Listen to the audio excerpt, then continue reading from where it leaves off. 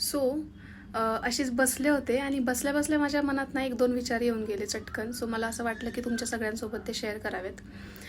Normally आपण जे कृती करतो किंवा आपण ज्या काही गोष्टी करतो तर ते स्वतःला खुश ठेवण्यासाठी असतात की इतरांना खुश ठेवण्यासाठी असतात.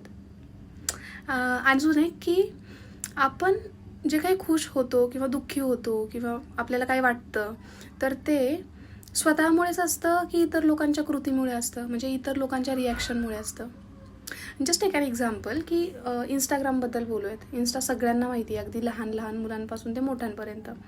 तर आता ज्यावेळेस आपण एखादी फोटो पोस्ट करतो किंवा एखादी स्टोरी टाकतो, आपण म्हणण्यापेक्षा मी, सो मी कुठे गेल्यानंतर ही स्टोरी टाकते, फोटो टाकते, मग त्याच्यातून येणाऱ्या लाईक्समुळे मला आनंद मिळतो की मी फिरायला गेली आणि मी स्वतःसोबत थोडा टाईम स्पेंड केला त्याचा मला आनंद मिळतो. सो उत्तर मिळत नाही ॲक्च्युली मला याचं. तुम्हाला माहीत असेल तर नक्की सांगा.